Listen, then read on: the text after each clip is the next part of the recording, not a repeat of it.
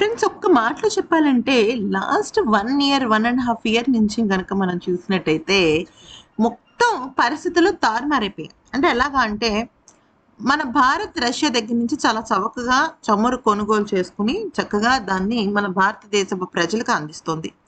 అయితే ఎప్పుడైతే ఈ ఈ రష్యా పైన ఆంక్షలు పెట్టాడో ట్రంప్, మన భారత్ దాన్ని బేఖాతరు చేసింది. నిజం చెప్పాలంటే ఎందుకు వేరే ప్రపంచ దేశాలు వాళ్ళ దేశం గురించి వాళ్ళు చూసుకోవాలి. మన భారత్ గురించి ప్రత్యేకమైన ఫోకస్ చేయాల్సిన అవసరం లేదు. కానీ అమెరికా రష్యా దగ్గర నుంచి చమురుని బ్యాన్ చేసేసింది. మిగతా దేశాలు కూడా ఎవరైతే రష్యా చమురు కొంటారో వాళ్ళ పైన టారిఫ్ అనే భారం వేసి చాలా అంటే చాలా ఇబ్బంది పెట్టింది.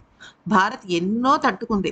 ఇక ఆఖరికి కెరియర్ పైన కూడా అంటే H1B వీసాల గురించి కానీ, గ్రీన్ కార్డ్స్ గురించి కానీ ఎక్కడైతే అమెరికా భారత్ నొక్కాలో అక్కడ నొక్కుతూ వచ్చింది. దాంతో ఇక భారత్ కొన్ని విషయాల్లో తలంచలేక ఇక కొన్ని రకాల మార్పులు, చేర్పులు చేసింది. కానీ ఇప్పుడు అదే భారత్ రష్యాకే చమురు ఇచ్చేంత స్టేజ్‌కి వెళ్ళిపోయింది.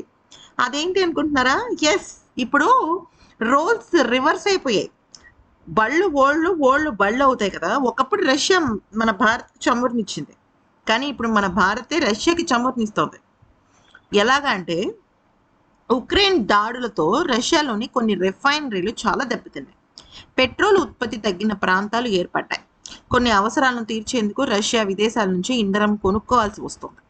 మరి రష్యా నుంచి భారీ మొత్తంలో క్రూడ్ ఆయిల్‌ను భారత్ దిగుమతి చేసుకొని భారత్‌లోని ఆధునిక రిఫైనరీలో దాన్ని పెట్రోల్, డీజిల్‌గా మార్చుకొని అంతర్జాతీయ ట్రేడర్ల ద్వారా ఆ ఉత్పత్తిలో కొంత భాగం రష్యాకు కూడా చేరుకుంటోంది.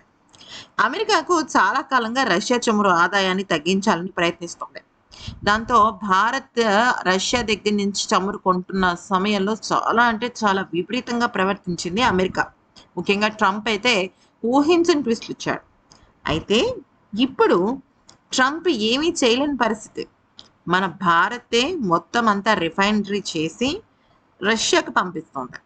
మధ్యలో కొన్నాళ్ల పాటు ఈ భారత్ అంటే మన భారత్ ఏంటంటే సరే ఇంకా మన H1B వీసాలకు సంబంధించి కానీ రకరకాల అంశాలపైన అమెరికా విషయంలో మనం అమెరికా మీద ఎక్కువగా డిపెండ్ అయి ఉన్నాం. ఎందుకంటే మనం ఎక్కువగా దిగుమతుల మీద ఆధారపడిన దేశం మనది. మనకి కోట్ల జనాభా ఉంది, వనరులు ఉన్నాయి, నేచురల్ రిసోర్సెస్ ఉన్నాయి, అన్నీ ఉన్నాయి. కానీ అదర్ కంట్రీస్ మీద డిపెండ్ అవ్వాల్సిన పరిస్థితి కూడా ఎక్కువే ఉంది. సో ఈ నేపథ్యంలో అమెరికా మీద మనం ఎక్కువగా డిపెండ్ అవుతున్నాము. ఎక్కువగా మన ఐటీ సెక్టార్ కానీ, టెక్నాలజీ వైస్ పరంగా చూసుకున్నా అమెరికా మీద ఎక్కువ డిపెండ్ అవుతున్నాం కాబట్టే ఇక కొంతవరకు రష్యా దగ్గర నుంచి పూర్తిగా చమురు దిగుమతిని ఆపేయకుండా తగ్గించి వేరే డిఫెన్స్ డీల్స్ ఇలాంటి ఎన్నో రకాల వాణిజ్యపరమైన డీల్స్‌ని పెట్టుకుంది. ఆయిల్ పరంగా తగ్గించి కొంతవరకు ట్రంప్‌తో అంటే ట్రంప్ వెనెజులాకు సంబంధించిన ఆయిల్‌ని తీసుకొని తను మంచిగా బిజినెస్ చేద్దాం అనుకుంటున్నాడు కదా! అదే చేస్తూ వచ్చింది. సరే కానీ మొత్తానికైతే మాత్రం ఇప్పుడు భారత్ పరిస్థితిని మార్చేసింది. ఒకప్పటి చిరకాల మిత్రుడు ఎప్పుడైతే మనకి మంచిగా ఆయిల్ ఇచ్చి ఆదుకున్నాడో ఇప్పుడు అదే మిత్రుడికి ఆయిల్ తిరిగి ఇవ్వడం జరుగుతుంది. దీంతో మన భారత్ చాలా డబ్బుల్ని చేసుకుంటదనమాట. అంటే మనకు కావాల్సిన మనీని మనం తీసుకుంటోంది. అది ఫ్రెండ్స్ ఈ వీడియో గనుక నచ్చినట్టయితే లైక్ చేసి సబ్స్క్రైబ్ చేసుకోండి. Thank you for watching.